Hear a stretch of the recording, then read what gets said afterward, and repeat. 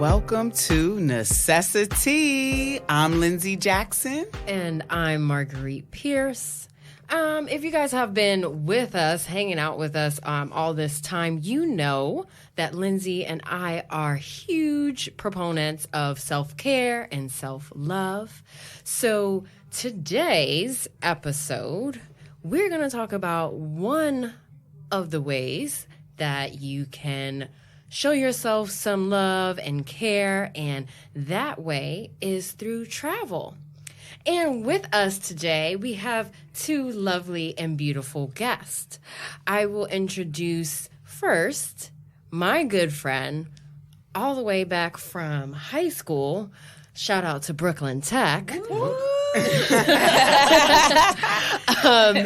Alissa Small. And now, for folks that don't know, Alissa is a master of many talents. Let me see if I can remember all of them. So she has experience with web design, graphic design, jewelry making, image consulting. What else am I leaving out? Oh, and photography. So she's a creative genius. So thank you, Alissa, for joining us.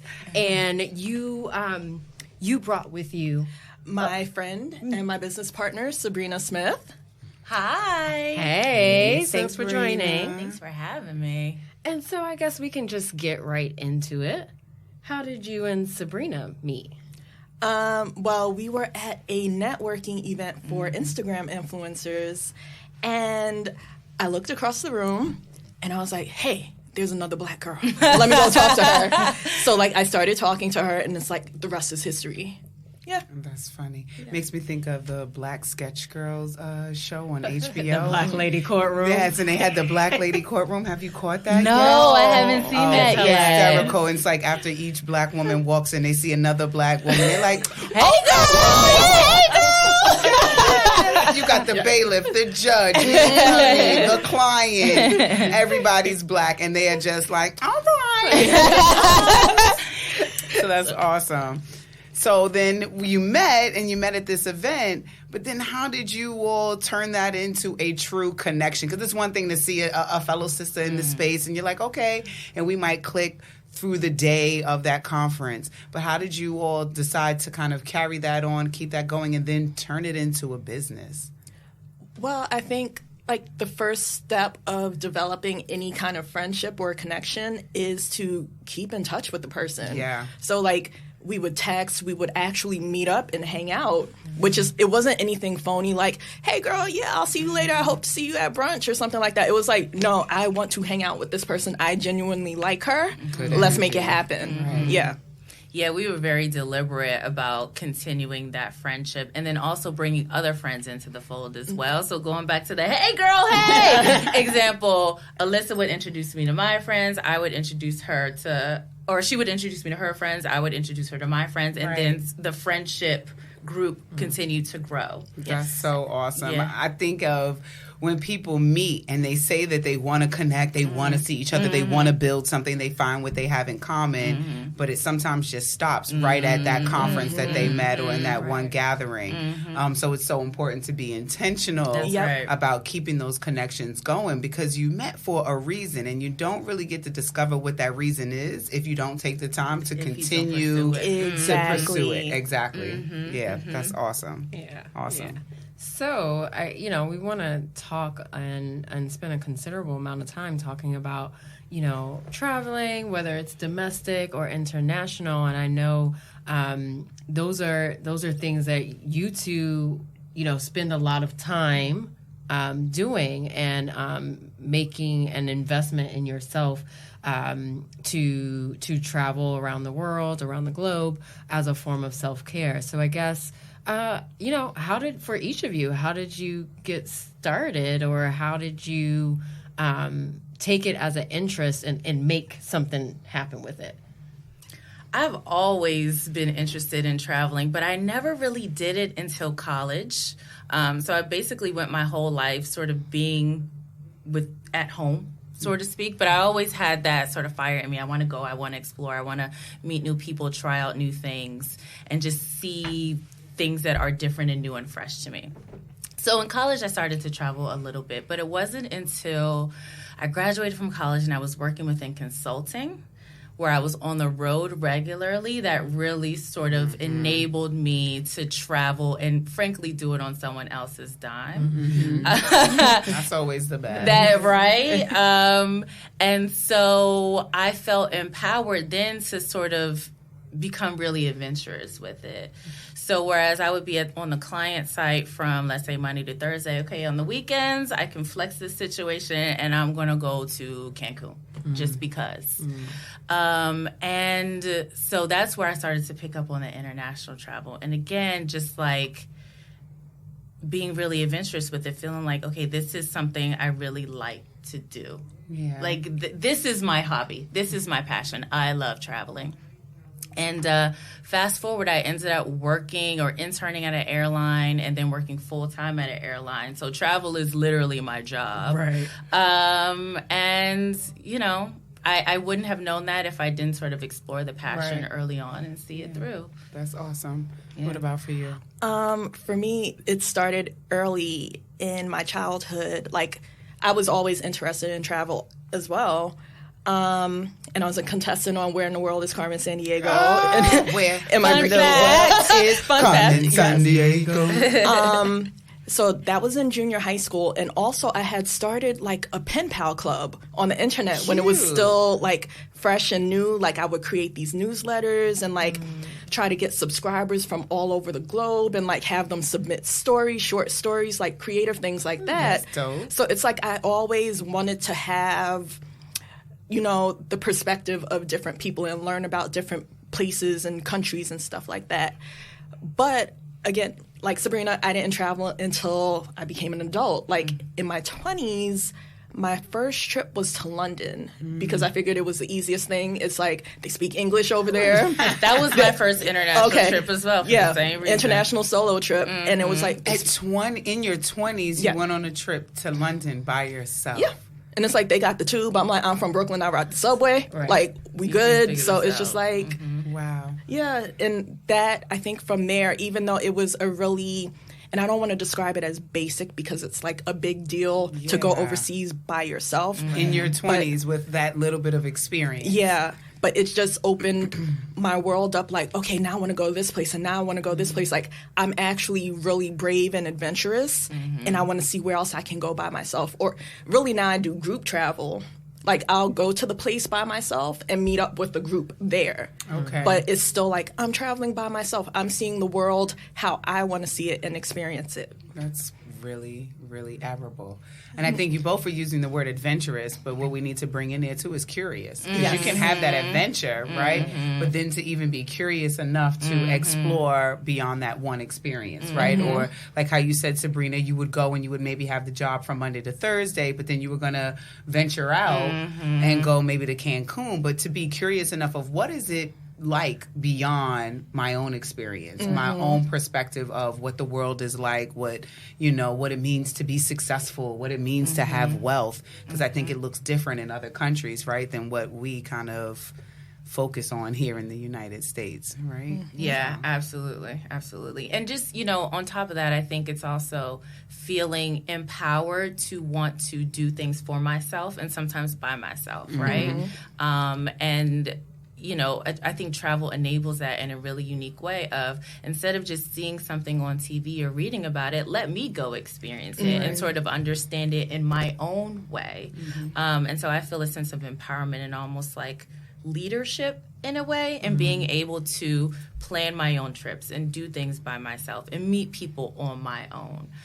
So, you know, I like that aspect of traveling as well. Now, see, it sounds so nice to go travel, go explore all of this, go to London.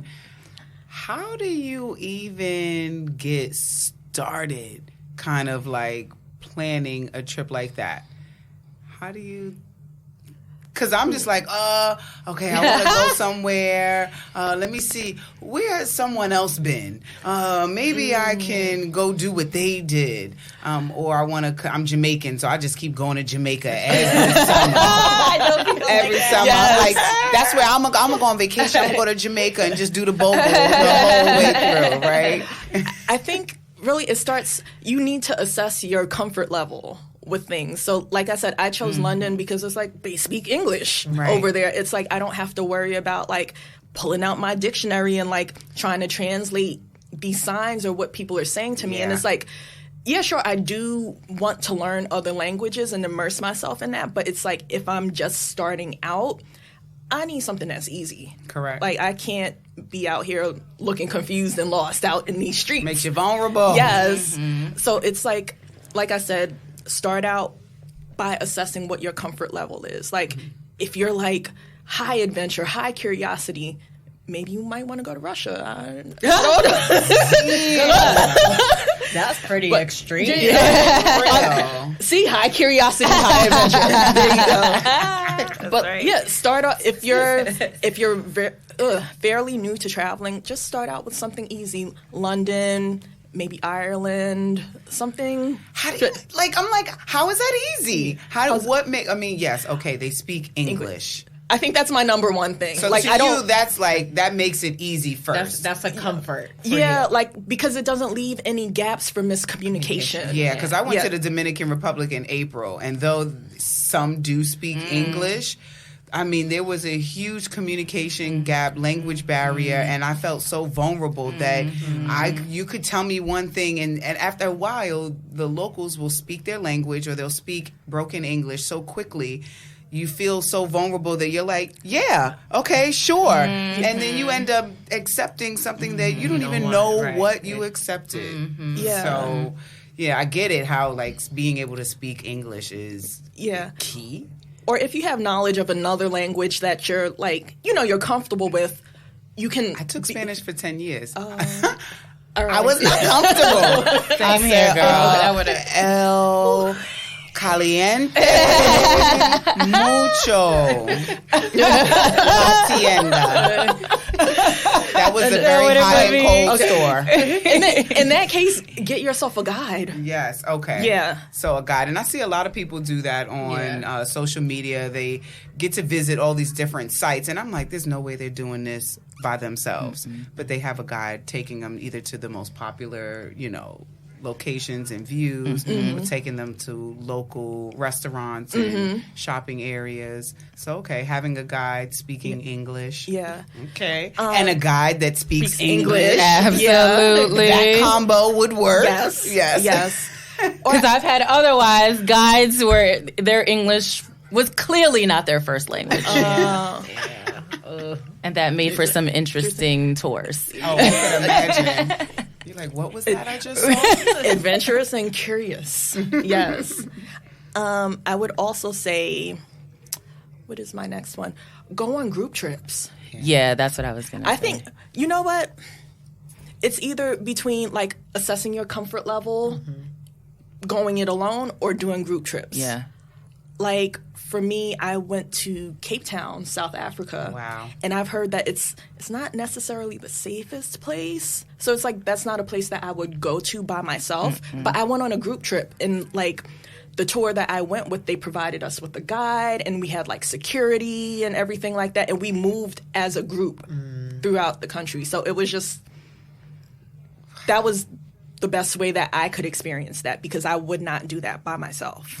Yeah. Okay. What would your tips be for somebody that's just starting out? I would definitely recommend starting off with group trips as well, because so much of the groundwork is done for you. You're just sort of showing up and enjoying the experience, and then you can sort of learn and ask questions to folks in the group and or to the folks who have planned the trip, so that now you have the information and the knowledge to be informed on how to then plan trips for yourself or by yourself going forward. Yeah. But I would definitely, when starting out, lean on folks who are a bit more seasoned within travel planning, and I think group trips facilitate that really, really well. Yeah. And then you can also meet in group trips. You meet other people who obviously have a common interest in travel. So Very for the true. next time, you could plan your own trips together, and the more and more experienced and comfortable you get, now you're like, okay, well, I'm going to go somewhere, and I don't necessarily want to wait on anybody anymore. I've done this enough times. I'm going to do it on my own. So I almost think if you're not necessarily adventurous enough to do it on your own at first, that's cool. You can build up to it. Yeah.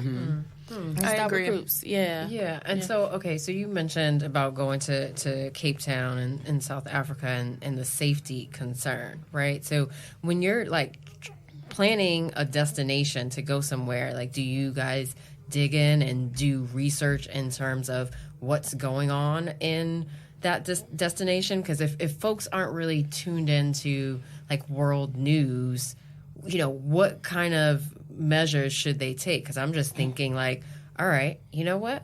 I'm not going to Hong Kong right now. They got a lot of civil got too unrest much going on. There's a lot. Like, and I just happen to know that because like I'm tuned in a little bit to world news. But if you're not, then you just Google what's going on in Hong Kong. Yes. Or the government website that shows you the alerts. I'll just be like, I was if just they're gonna adding say. orange, guess I better be Okay. careful. Yeah. Like, Okay. I didn't Which, even by know the that way, existed. the U.S. right now is Orange? Is orange. Yes. So just to add some So I should get context. the hell up out of here. I need to go somewhere else. Yeah. It's so interesting the way other countries see us, but that's another another episode. But it's vice versa too, like because How we see how other we countries. see other countries, and like if you know how legitimate is the That color system and the perspective. flag, right? Yeah. Because it's you could think about. You know, mean world syndrome, like, oh, you know, like, yeah, when it's dark and don't do this, like, and all these things. Well, like, shit happens when it's daylight, too. Like, I mean, Everywhere. everywhere. Exactly, no matter where you are. So, Yeah. Have you ever traveled somewhere and then said, you know what? I'm going to live here? London was that place for me. Really? Yeah. I Doesn't love it London. rain a lot? And Yeah, it's the weather is not cold? awesome. Which So is one of the what- reasons yeah. that didn't end up I'm actually like, happening. sounds a little bit like New York. Yeah. So what did you love about it that you wanted to live there despite the fact that it was cold and it was It's windy? just got this really cool vibe. It's just, I don't know if you Cool, feel like the cold ass cool. breeze that is blowing? like down to earth, hip. Okay. And it's got a really interesting mix of old and new, right? Because London's an old city, so there's a lot of history with the buildings and the Tower Bridge and the palaces. Okay. But then they have the music that's really sort of forward thinking, and the fashion's really cool. And I like accents; they have dope accents Yes, to me. uh-huh. It would be easy, sort of seamless, I think. to transition, To transition from where you are as to an American, because of the lack of language barrier, etc. So I was all about it. What about for you? So there are two places. The first one is Mexico. Like I just love the weather. The people were so friendly. I just, you know what? I don't want to move down there. I just want like another home. Vacation Yes. property. Yes. Right. Yeah. But to move, I'm keeping it like domestic, LA. Okay. Yeah, and my whole thing, I keep telling It's on my people radar this. too. Yes, girl. And people laugh when I tell them this, but I went there and I'm like, everybody is so fucking weird. I'm home. Right. Like, I It's belong like New here. York. Yes. This is, but it's, New York has this coldness to it. And I'm talking about like personality-wise and energy-wise. Very isolated. Yes. Right. Protective. Yes. Where in LA they're kind of open. Open, and I had so many positive experiences with strangers where I can just be like open and we're exchanging positive energy, and it's like, let's keep this going. Like, this is what I want in my life. And good weather too. Right. right on top of Yes. Yeah. An earthquake? It's so funny. I was actually in the earthquake in July. That happened. you were there? Yes. Oh, okay. And that's funny. And how did because- that No, it was so funny because this wasn't my first ever earthquake, because there have been earthquakes in New York. Yes, I do remember one. But it was just an odd experience because my friend and I were sitting on the couch, like, watching TV, and, like, the apartment just started shaking. And there was a helicopter flying overhead, and we're like, oh, it's the helicopter. And then it's like, oh, this picture is swaying back and forth. Right, like, it's a powerful helicopter. yeah, and the dog is going crazy, and we're just like, mm-mm. Like, this is like real and legit. But I feel like it's something I can handle. Like, Okay. It comes with the territory. Okay. Like kind of what we take on being New Yorkers, Exactly. right? Yeah. There's a lot of things that we take on that just come with the with the territory. territory. Yeah. Exactly. Getting pushed and shoved as you walk down the Ooh, street. child. That comes with the territory. No, thank you. I can't take it anymore. Yeah. So, It's interesting because certain places have a different energy or aura about it. And I remember the first time that I went to Jamaica, and it's not an exaggeration. When you get off of the plane, you do feel different. Right. It's something about the air. It's not even necessarily the people who are working at the airport, because sometimes they're not the most pleasant, right? But it's just something that you feel within that culture that, like, this feels good. it's like a warm permeates in the energy. Yeah. Yes. Yeah. So that I'm going to Bali in April, and so I'm like scared and really excited at the same time. But we're going as a really large group. What part? I don't know. I'm just making my payments. I see. In fact, the payment is due today. I gotta make sure I pay it when I'm done here. But I'm excited about what it has to offer because I know other people have gone, and I believe that you both have been, or Just Sabrina's been to Bali. Yeah. So speaking of places where the energy is just magical, Bali is that place for me. And I feel like, I'm sure you talk to other people who have been, who have all said the same thing. It's just the energy there is, it's very, very special. Yeah. And I think part of that is it's rooted in their religion. They're just very peaceful and sort of one with nature. Respect for each other and for the environment is very important. So, you see and feel that when you deal with people and when you're there on the ground. But Bali is a phenomenal place. It is my favorite place of all the places I've traveled, hands down. I would go back any day if it weren't so far. What would you guys say, are a couple of things that you've learned about yourself while traveling? Ooh, I like that question. I can start while you guys. Yeah. Please. While you My guys first do. time I All hear right. I love that Go question. for All it. right. So, and it's not something I learned, but I further realized I have no sense of direction. So in June, I had an opportunity to go on a work trip in Ireland, and I figure, all right, well, I'll do like what you were talking about. I'll make a long weekend, right, on my way back home. And I took a trip to the Canary Islands from like Friday to Tuesday or Friday to Monday, whatever. And when I landed, I hadn't really done a lot of planning. Like, I didn't know how I was going to get from the airport to my hotel. And the flight landed around like 8 p.m. The sun was still out. But I was met with my first decision after I got off the plane. It was like, okay, I can take a cab to my hotel, which would be €30, or I can take the local bus, and that was going to be €3. It's like 10 times cheaper. Right. I'm going to take the bus. And, I felt like my ego showed up, right? Because I'm a New Yorker. I take the subway damn near every day. You got this. I could take a local bus. And I had taken Spanish all throughout middle school and high school. I took AP Spanish. And so I was feeling fancy. I was feeling a little Overachiever. Almost opened up a bodega. Girl. You was So I was close. like, okay, I can understand enough Spanish to get from the airport to my hotel, and I Google mapped it. And the bus I was less concerned about because it was get on the number 60 bus and take it to the last stop. So I can't really get off at the wrong stop. I get off at the last stop. And then it's about an 11-minute walk from the bus stop to my hotel. So I'm like, okay, I got this. And I get off the bus, and Google Maps is just not working.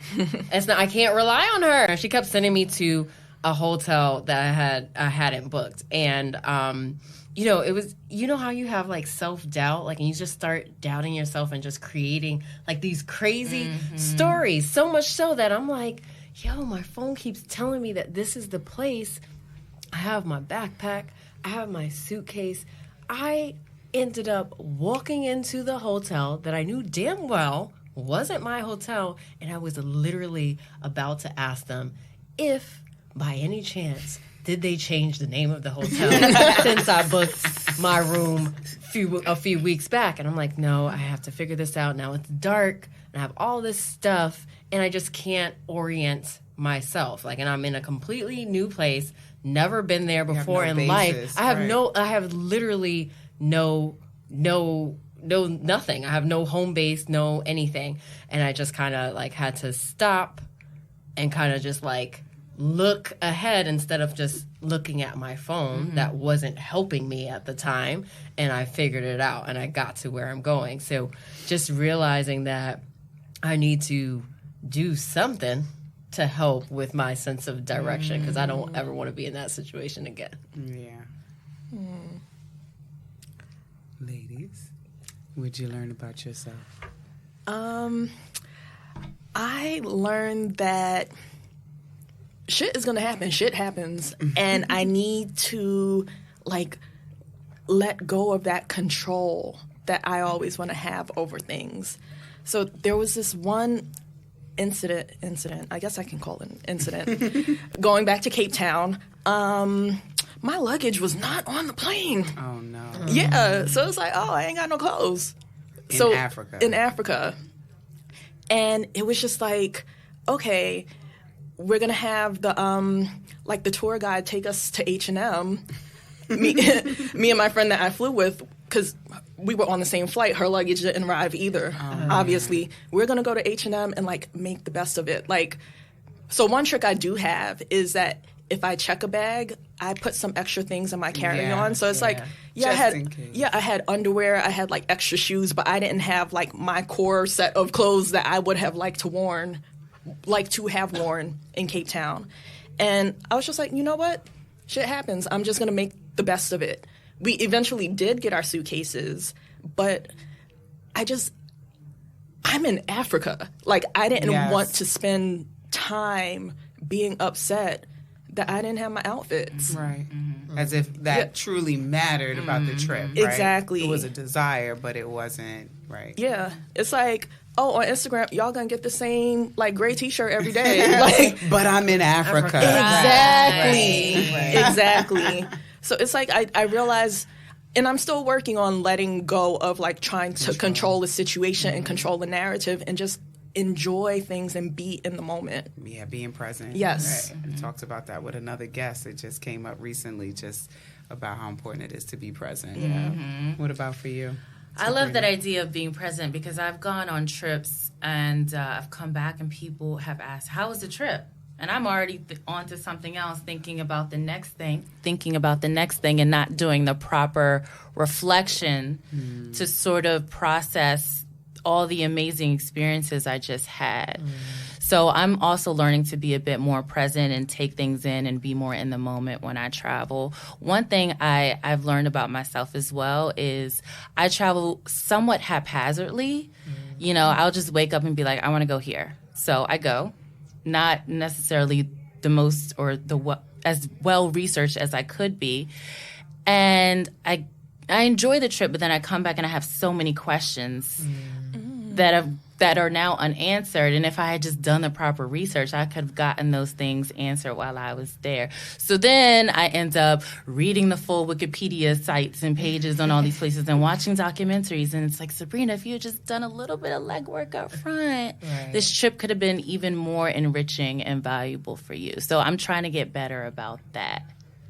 Having this conversation is just giving me so much information about things that I didn't even think about. One is visiting a place and then yes, doing some research, but watching a documentary about it, or you know, checking out some YouTube videos and talking to more and more people who have been there. Those are things that I haven't necessarily thought about, and I think what gets in the way of focusing on that is just the desire to just get the hell up out of here. Right. So it's just like, oh, I just want to go. I just, what? Somebody's going to watch my kid? Oh, yes. I'll go wherever, and then show up and not really have all the information that I need, you know, for that trip. But that comes from that pull of wanting to escape so bad. Yeah. And I think that there's a need for that, too, for, you know, life in NYC, doing the things is just beating me up right now, and I need to go. And just go sit on the beach. And I think that there's a time and a place and a necessity for that, too. You saw how she did that? Necessi-Tea. Yeah. That needs to be like our tagline for the episode. But, you know, there are other places where I knew I was going to be going to this place for a while. And I waited to the last minute to pack, to research, to change over currency, to do everything, all the necessary things that I know better. And then I go there and I'm like, Sabrina, why did you do this to yourself? And I end up kicking myself. Like, I just came back from Haiti. And Haiti has such a rich cultural history, especially for Black people specifically. And on the trip, we did sort of a cultural tour, and I learned a bunch of stuff. But then I ended up having so many questions that I just couldn't get answered there. So literally coming off the tour, somebody was like, you need to watch this, and watch this, and watch this, and watch this. I really wish I had watched that stuff up front. So when I was doing the tour, I could have been prepped to ask the questions. So it's things like that. So now I feel like I have to go back to That's Haiti. all that means. That's all that means. And then that's the other thing. You can always go back. I do have a little bit of a rule, though. I try not to go to the same place twice. That's just a weird quirk. Same. But, yeah. Because I feel like there's so many places in the world. I am the same way. I think the exact same thing. Yeah. London, I'll go back to. Bali, I'll go back to. But other than that, just trying not to do the same visit twice. Mm-hmm. So, you know, you mentioned about Haiti having like this Black culture. So being Black and traveling, right? So there's this new wave, right? That there are more Black people traveling. What are some of your experiences with traveling while Black? And then also traveling while being a Black woman, I think. I feel like, well, I'm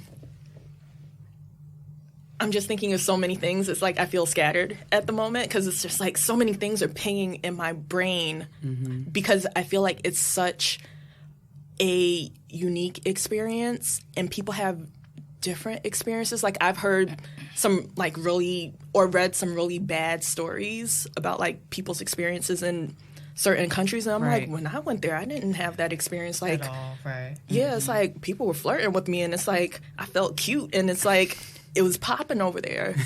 So it's just like, for me, I've always had like really great experiences traveling. I met so many people, and I always have great conversations with the locals. Something that stands out to me, though, I went to where is it? Dubai. And this guy came up to me and the person I was traveling with, and he was dressed in the like traditional garb and everything. So he was a local. And he came and he sat down and he was just like, what's going on in the United States? And I think this was at the time of like the Mike Brown shooting and everything. And I was like, well, what do you mean? He was like, why are they killing Black people? And I was just like, skirt. And that was just such an interesting conversation to have. With because someone in Dubai. Yes, because I feel like we don't necessarily have those conversations over here, or people try to avoid having those conversations. But like homeboy just came and sat down and like asked straight out, and it felt like I was seen. And it's like when I travel, I feel like I'm seen. That's interesting. As like in the States, you don't feel that way. Like you have to leave your home country to feel seen. Yes. Yeah. I've heard stories of people going to maybe like places like Greece and, you know, the locals wanting to touch your hair and wanting to almost like pet you and take a picture with you. Those are some experiences that I've heard some people have, and some have also shared some really positive experiences. But something like being pet or, you know, to be treated as if you're a part of an exhibit, I have heard from other people's experiences. I personally have not had that. I've seen that too. I've seen and heard those experiences. I haven't had them personally. Like when I went to Greece, that's where I said it was popping. Like it just Black was celebrated. Yeah, it felt great being there. Like I didn't have any, you know, issues or anything. In any other place that I've been, nobody's wanted to take a picture of me or like wanted to touch me without my permission. I will say though, in Mexico, like I was walking down the street and these street vendors would be like, "Hey, Beyonce, hey, Celia Cruz." And I was like, "Okay, hey." So it was just like, I didn't take offense to that. It was just like being,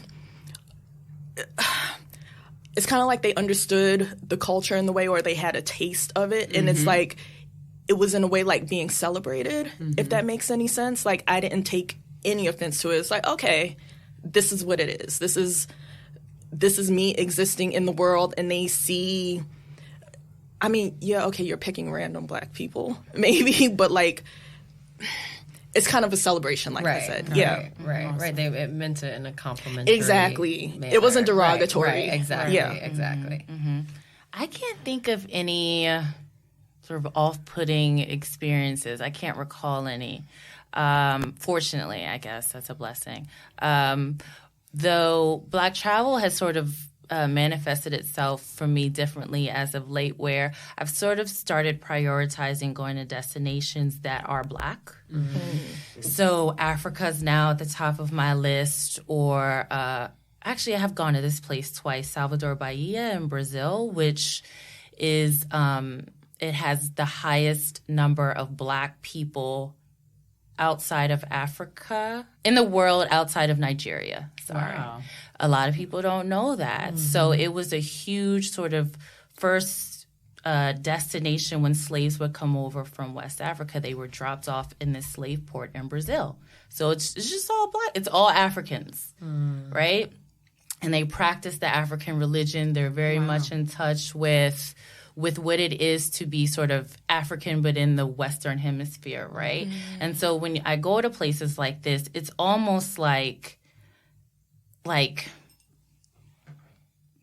as a Black American, my closeness to my culture, I realize how distant we are from who we are as African people. Right? And so I learned so much about my heritage when I go to these Black places, because they're so much closer to who we are as a people than we are. And I didn't realize that until I started going to these places. Especially because if you sort of subscribe to what we're told here in the media and whatever, is that, you know, they've almost been sort of, this narrative has been created around them being lesser than or barbaric or those Africans, right? At least that's how it was where I grew up. Right? Very stigmatized. And you go to these places and it's just, you're like, oh my God, like these are my people. Like, oh my God, this is amazing. I remember when I was leaving Senegal and I was like, almost in tears, because I went to check in at the airport and I walked up to the agent at the desk and she was like, "Hello, my sister." And I was just like, oh my God, that was beautiful. Right. And I don't want to leave to go back to deal with these crazy folk in New York. Right.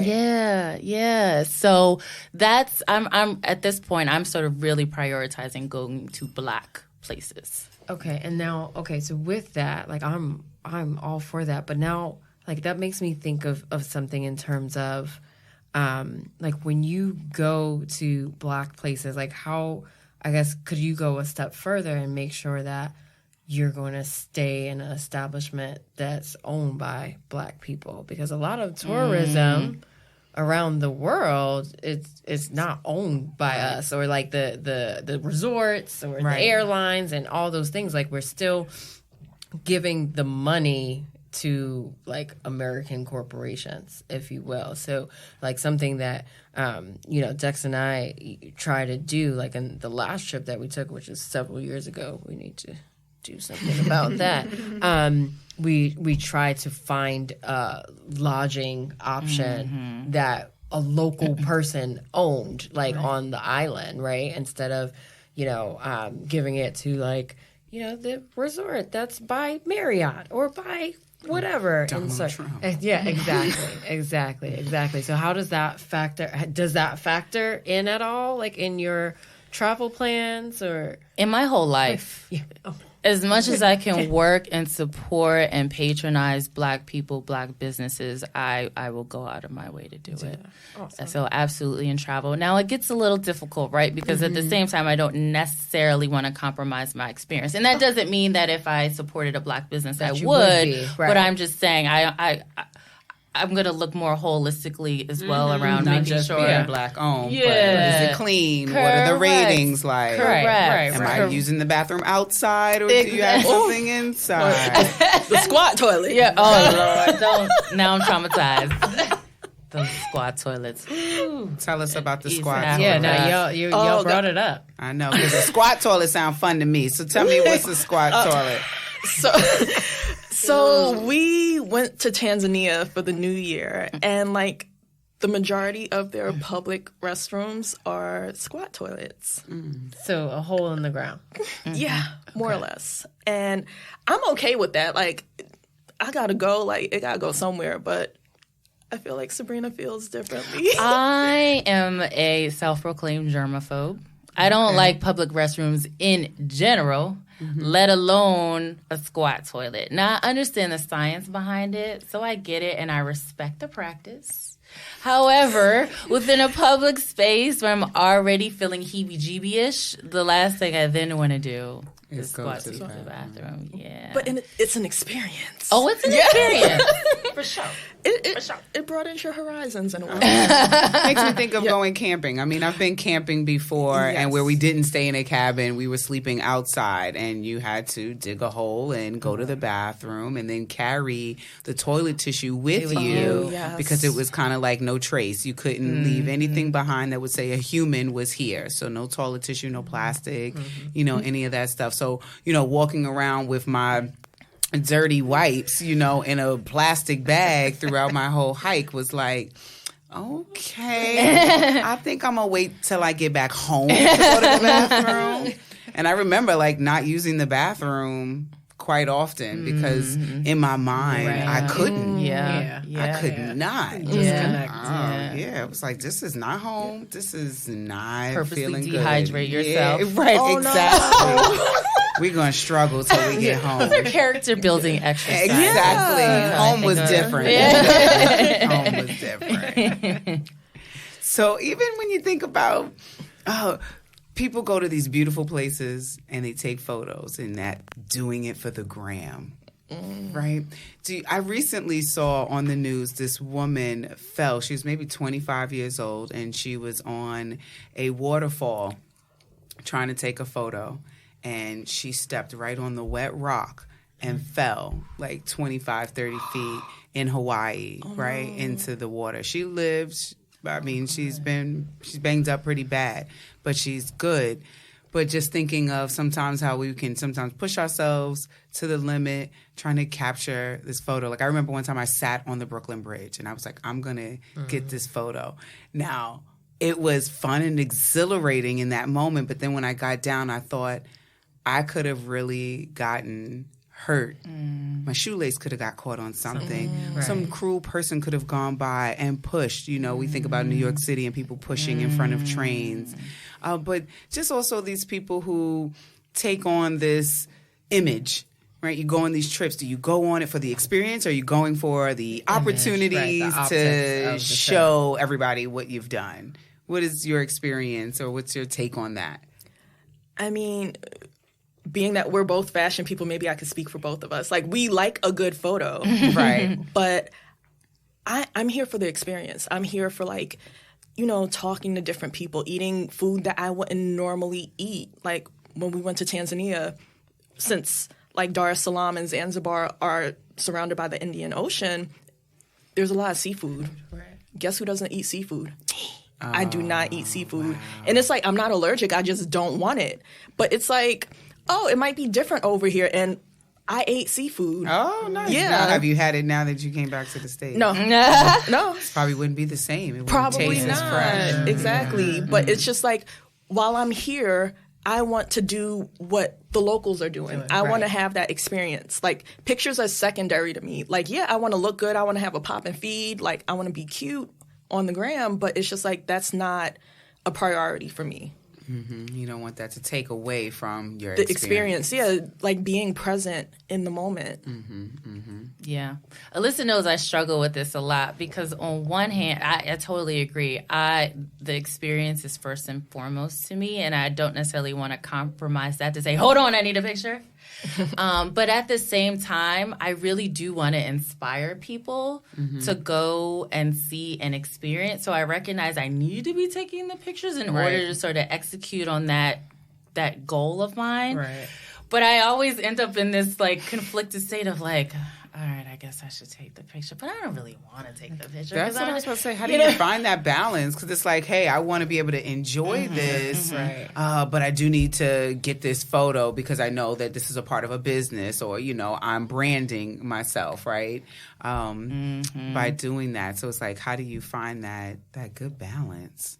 Go ahead. Oh, I was gonna say like maybe set aside like some designated time, like okay, before we even begin this tour, let's get our shots in, and then for the rest of the tour, we're on this tour, we're focused. Yes. I was going to say the exact same thing. Carve out the time, get the business done, and then get back to playtime. Yeah. That's a good tip. That's a good tip, because I think we just go with the flow, and then we just take pictures in these little moments, but to enjoy it, you should plan ahead and say, hey, this is the time where we'll take these kind of for the gram photos. Or if you see if you see something interesting, I feel like it's okay to like pause for a little bit and do that. But it's like what I'm seeing on Instagram, it's like, say people will go to concerts and like their whole story will be full of the concert, and I'm like, but did you enjoy yourself? Yeah, you too busy looking at it through the lens of your phone. Exactly. So it's like you can. Different. That is so different. It is. I went to a Beyonce concert in Atlanta, and we had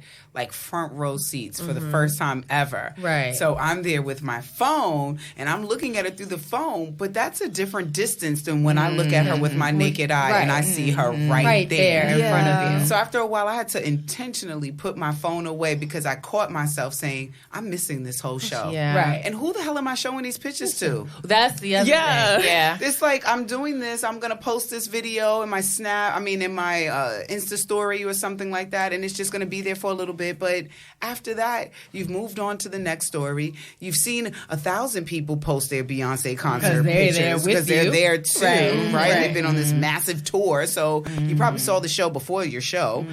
It's like, who are you even doing that for? And you lose the moment that you have been given. Yeah. You've been given these moments to enjoy and to embrace. Yeah. And I get wanting to, inspire other people too, but sometimes we can go so far beyond the inspiration that we disconnect. That's right. I think you have to sort of take a step back and ask yourself what your intent is when you go on these trips and when you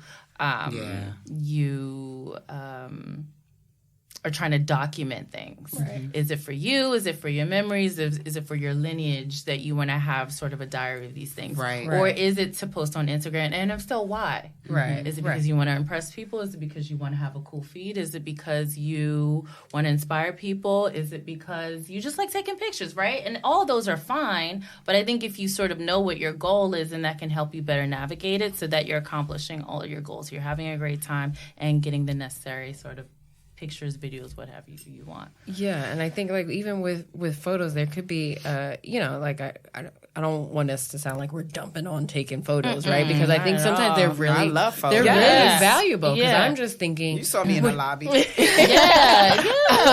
was good. I took a trip to New Orleans, and this is back in 2014, and I did a plantation tour. Oh, I want to do one of those. I went to Oak Alley and Evergreen Plantation. So Oak Alley was the first one. So Oak Alley, like in terms of Hollywood trivia, that was Louis' mansion in Interview with a Vampire. So Louis was Brad Pitt character. Okay. So it's in there.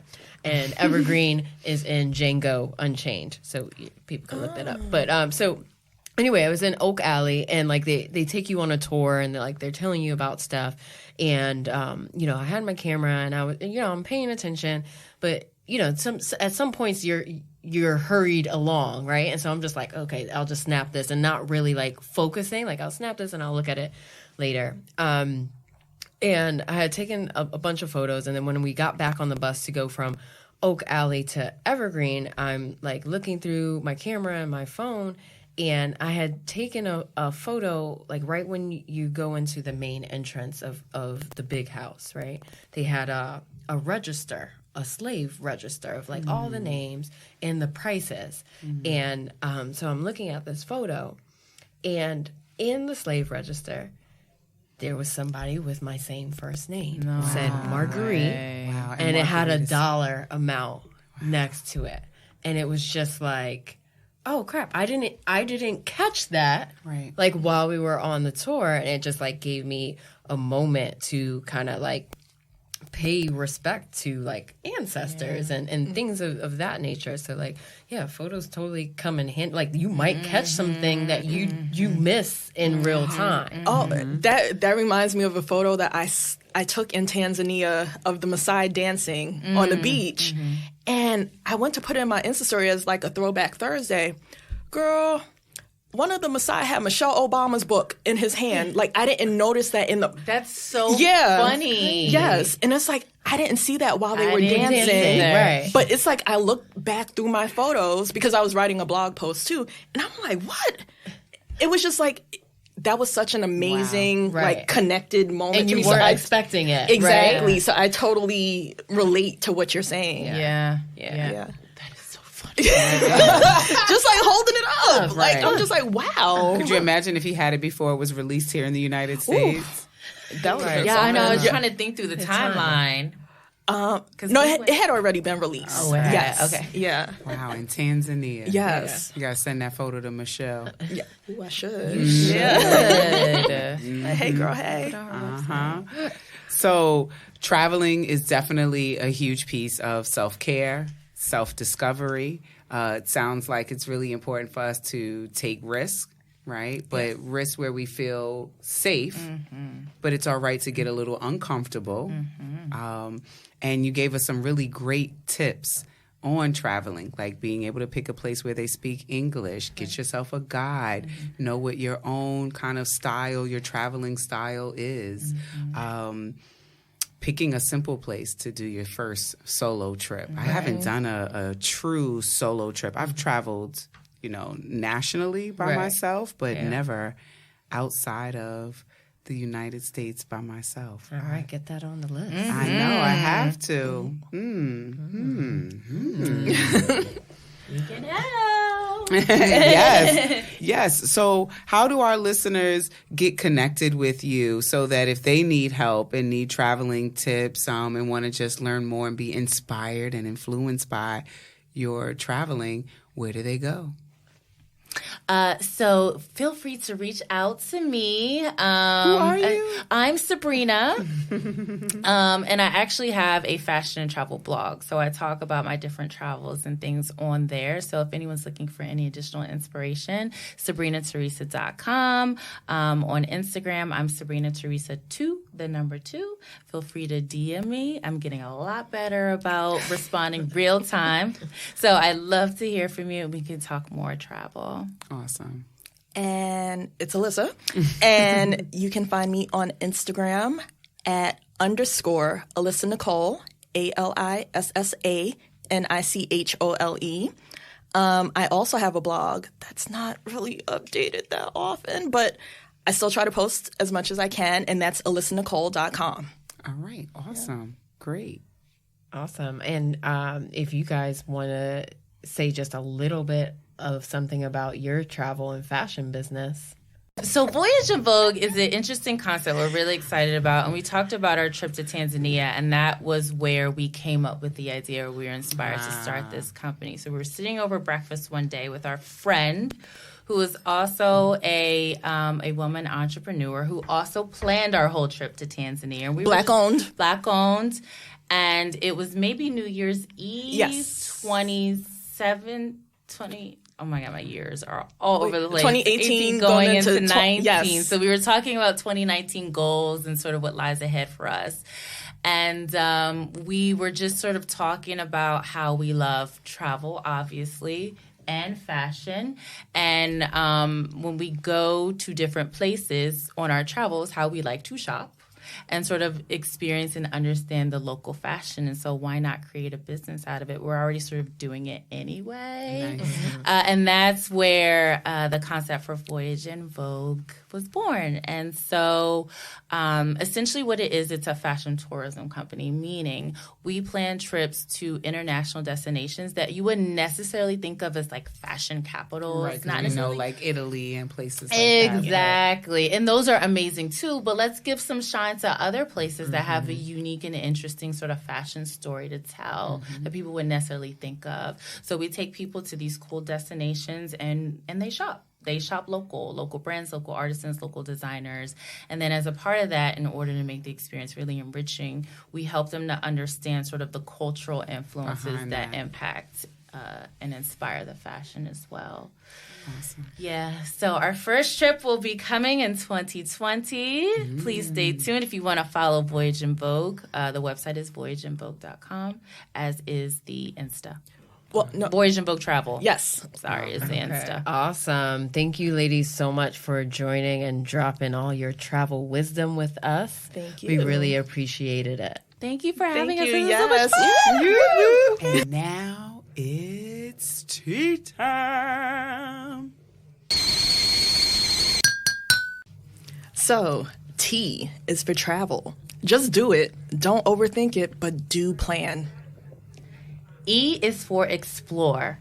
Explore without judgment and full of curiosity. And the A is for adventure. See self-care as an adventure beyond the bubble bath. Thank you so much to Alissa and Sabrina for joining us. We had an awesome time. So did we. Yes, we did. And we will put all of their links and ways to connect with them in the show notes. So definitely check those out. And if you haven't already, please subscribe to our podcast and follow us on Instagram at NECESSI_TEA_podcast.